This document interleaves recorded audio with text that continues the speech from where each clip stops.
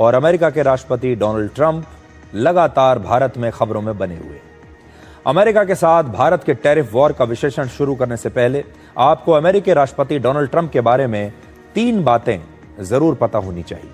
पहली बात, ट्रंप की ना दोस्ती अच्छी है ना दुश्मनी। दूसरी बात, दुनिया में ट्रंप के ना तो कोई परमानेंट दोस्त हैं और ना ही परमानेंट दुश्मन हैं।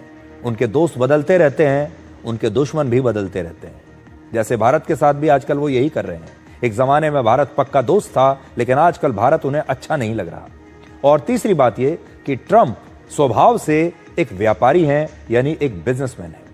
मतलब जहां मुनाफा है, ट्रंप भी आपको वही मिलेंगे। उनके दिमाग में दोस्ती और दुश्मनी का एक ही मापदंड है, और वो है मुनाफा या फिर अपना फायदा या फिर पैसा कहां है। आजकल उन्हें पैसे की जरूरत तो नहीं है, लेकिन ताकत उन्हें चाहिए। और दूसरा, एक उनका सपना है कि उन्हें नोबेल शांति पुरस्कार चाहिए, और उसके लिए वो कुछ भी करने के लिए तैयार है। और अब जब उनको दूसरी बार मौका मिला है अमेरिका को लीड करने का, तो वो चाहते हैं कि वो अमेरिका के महानतम राष्ट्रपति बन जाएं। और इस बात की उन्हें बहुत जल्दी है, बहुत जल्दबाजी में है। जल्दी में कुछ ऐसा करना चाहते हैं कि अमेरिका के लोग और पूरी दुनिया के लोग उन्हें यह मान लें कि वही सबसे शक्तिशाली व्यक्ति हैं। उन जैसा कोई राष्ट्रपति अमेरिका का कभी हुआ नहीं, और वो अमेरिका को फिर से महान बनाने की कोशिश कर रहे हैं। और महान बनाने के लिए उनके पास समय बहुत ही कम है। और रशिया के साथ व्यापार भी करते हैं, रशिया से सामान भी खरीदते हैं। चीन पर पहले 145% का टैरिफ लगाते हैं, बाद में उनसे डील करके इस टैरिफ को घटाकर 30% कर देते हैं। ट्रंप के इस दांव पेच को अब भारत अच्छी तरह से समझ चुका है। और एक बार चाणक्य ने विदेशी संबंधों को लेकर कहा था कि किसी भी देश को ऐसी मित्रता या गठबंधन तुरंत समाप्त कर देना चाहिए जिससे भविष्य में उसे नुकसान होता हो। अमेरिका से भारत की मित्रता या गठबंधन खत्म तो नहीं हो सकता, भारत को यह मित्रता खत्म करनी भी नहीं चाहिए, और ना ही भारत कर रहा है। लेकिन अमेरिका को भारत ने कुछ चीजें स्पष्ट जरूर कर दी हैं, जिसमें सबसे बड़ी बात यह है जो भारत ने अमेरिका को स्पष्ट की है कि हमारे लिए हमारा राष्ट्र हित सर्वोपरि है, और भारत किसी भी दबाव के सामने झुकने वाला देश तो है ही नहीं। भारत के विदेश मंत्रालय ने कल एक बयान जारी करके पूरी दुनिया, यूरोपीय यूनियन और अमेरिका को संदेश दे दिया कि भारत को जहां से भी सस्ता कच्चा तेल मिलेगा वो वहीं से खरीदेगा। भारत ने अपने स्टेटमेंट में लिखा है कि जो देश आज रशिया से तेल खरीदने को लेकर भारत की आलोचना कर रहे हैं, भारत को आंख दिखा रहे हैं, वही देश रशिया से व्यापार भी कर रहे हैं। और आंकड़ों के साथ भारत ने बताया है कि कैसे इस समय भारत और रशिया के बीच जितना कारोबार हो रहा है, उससे कहीं ज्यादा कारोबार यूरोपीय यूनियन और रशिया के बीच हो रहा है। यूरोप के जो देश हैं वो रशिया से व्यापार कर रहे हैं, सामान खरीद रहे हैं, और भारत से कहते हैं कि आप तेल मत खरीदो। पिछले साल 2024 में यूरोपीय यूनियन के देशों ने रशिया से करीब 6 लाख करोड़ रुपए का व्यापार किया था। अमेरिका कैसे अपने हित को सबसे ऊपर रखता है, इसका भी भारत के विदेश मंत्रालय ने खुलासा किया, आंकड़े दिए। और आज भी अमेरिका रशिया से खाद खरीद रहा है, रसायन खरीद रहा है, और दूसरे बहुत सारे सामान आज भी अमेरिका रशिया से खरीदता है। लेकिन हमसे यह कहता है कि रशिया से कुछ मत खरीदो, रशिया से तेल मत खरीदो। और ट्रंप बार बार अब इसको बड़ा मुद्दा बना रहे हैं कि क्योंकि अमेरिका इसलिए नाराज है क्योंकि भारत रशिया से तेल खरीद रहा है सस्ते दाम पर। अब अगर आप देखेंगे, ऐसा तो नहीं है कि भारत रशिया से अभी हाल ही में तेल खरीद रहा है, पिछले 3 साल से खरीद रहा है। लेकिन ट्रंप को तेल की यह डील अचानक से चुभने लगी, और अचानक पिछले 1-2 हफ्ते से डोनाल्ड ट्रंप ये कहने लगे कि हम भारत पर ज्यादा टैरिफ इसलिए लगाएंगे, पेनल्टी इसलिए लगाएंगे क्योंकि भारत रशिया से तेल खरीदता है। अचानक से ऐसा लगा जैसे उनकी नींद टूटी, और वो रशिया से तेल खरीदने को लेकर ऐसा लगता है कि भारत के खिलाफ कोई फाइल तैयार कर रहे हैं, इसे बड़ा मुद्दा बनाना चाहते हैं ताकि वो भारत पर पेनल्टी लगा सके। ये एक बहाना ढूंढ रहे हैं वो।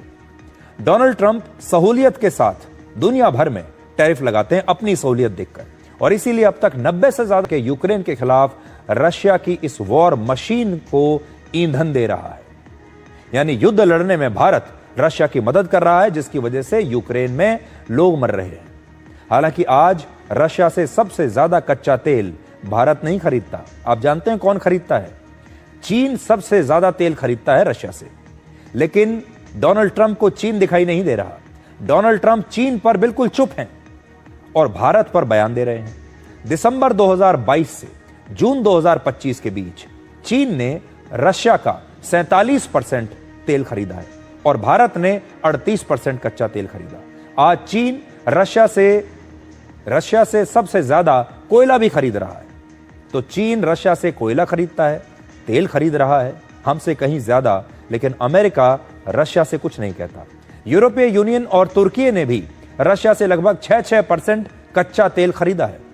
ट्रंप की नीतियों की आलोचना उनकी पूर्व प्रतिद्वंदी और रिपब्लिकन पार्टी से राष्ट्रपति पद की पूर्व दावेदार रही निकी हेली ने भी अभी थोड़ी देर पहले की है। सोचिए, निकी हेली उन्हीं की पार्टी में है, लेकिन ट्रंप के इस कदम की आलोचना कर रही हैं और उन्होंने सोशल मीडिया पर लिखा है कि ऐसा कहा जा रहा है कि भारत को रशिया से तेल नहीं खरीदना चाहिए, लेकिन चीन जो भारत का विरोधी है वो रशिया और ईरान से सबसे ज्यादा तेल खरीद रहा है।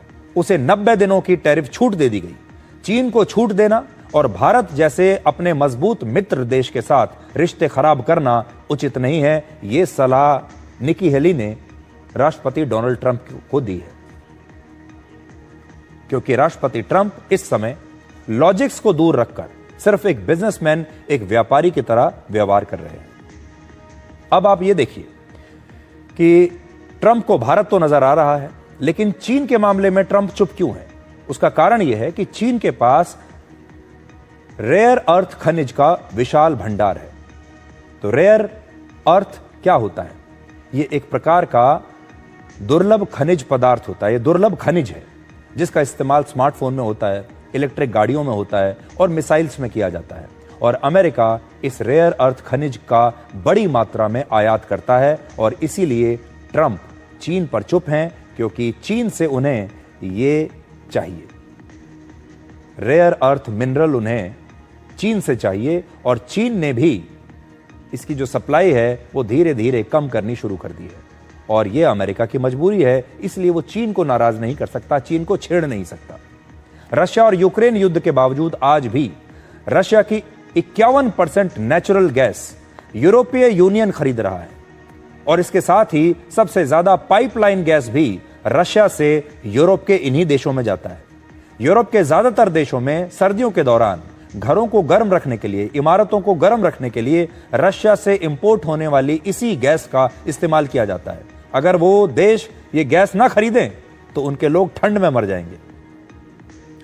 ट्रंप भले ही रशिया के खिलाफ लगातार बयान देते हैं, लेकिन वर्ष 2024 में अमेरिका ने रशिया से ही 25,500 करोड़ रुपए का सामान खरीदा।